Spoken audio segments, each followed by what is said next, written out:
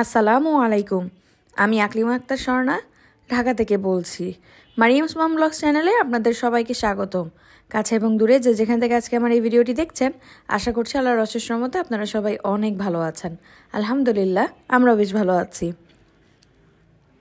আপনাদেরকে লাস্ট ভিডিওতেই জানিয়েছিলাম যে আমার ছোটো খালা আসছে বিয়ের শপিং করতে। মেইনলি বিয়ের শপিং হচ্ছে গিয়ে আস্তে ধীরে শুরু করবো। আমার ভাই আসলে, কানাডা থেকে আমার ভাই আসবে, তখন শুরু করব। এখন হচ্ছে গিয়ে আমার কিছু জিনিস লাগবে, তো মেইনলি সেগুলো কিনতেই পুরান ঢাকা যাচ্ছি। আর একটু ঘোরাফেরাও হবে আর খাওয়া দাওয়া হবে ইনশাল্লাহ।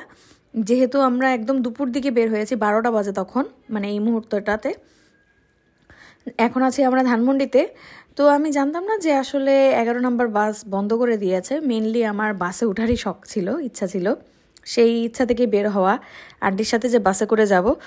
আমাদের বাসা থেকে বাস স্ট্যান্ড আসছি, এসে জানতে পারলাম যে আমাদের এক্স প্রাইম মিনিস্টারের সাথে সাথে নাকি সেই বাসের মালিক, বাস সহ সব নাকি পালিয়ে গিয়েছে।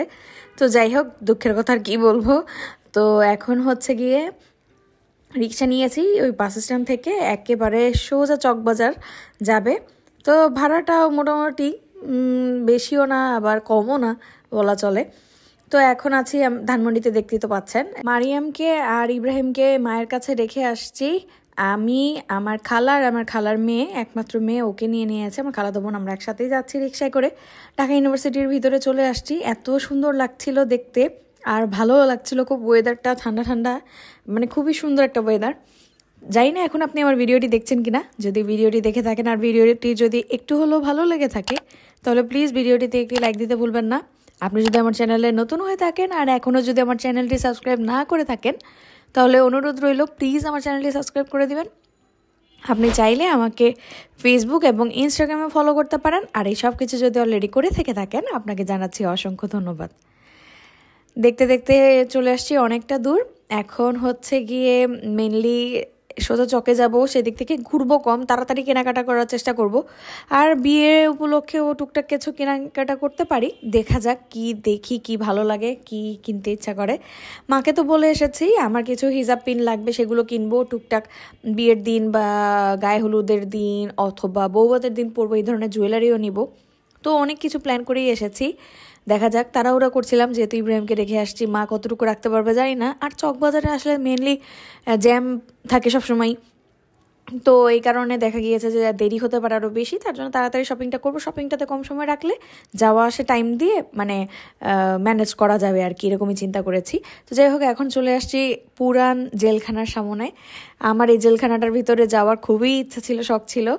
তো মারিমের বাবার সাথে আমার বিয়ে হওয়ার পরে মারিমের বাবা আমাকে কথা দিয়েছিল এখানে নিয়ে যাবে।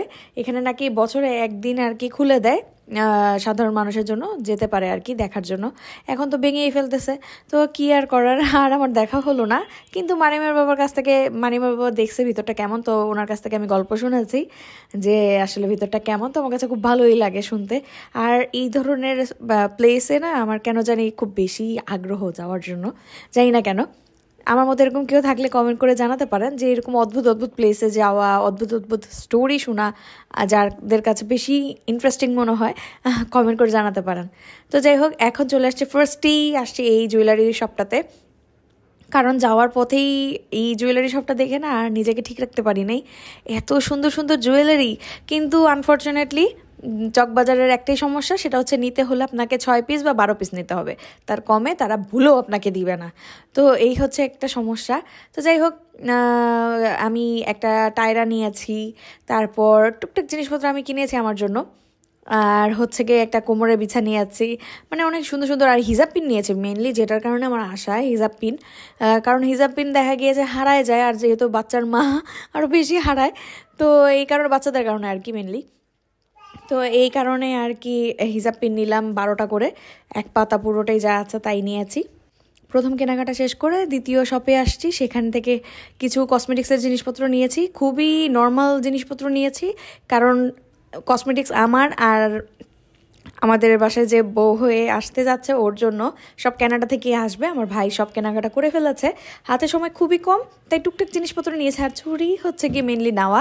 তো এখানে এসে তো দেখলাম যে ভালো তেমন কোনো চুড়ি নাই, জাস্ট কাচের চুড়ি নিয়েছি। আমার খুব শখ আছে যে ডালায় আমি চুড়ির একটা ডালা দিব আর কি, এর জন্য 4-5 মোট চুড়ি নিয়েছি।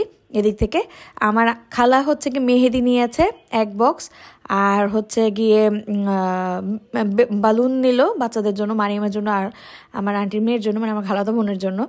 তো এখানে পুতুলগুলো দেখে এত ভালো লাগছিল, কিন্তু দাম এমন অদ্ভুত দাম চেয়ে বসেছে যে আর দামাদামি করার আর মুড হলো না, আর নিয়েও হাঁটা সম্ভব না, যেহেতু সাথে একটা বাচ্চা আছে, আবার আমার একটু তাড়াহুড়াও আছে।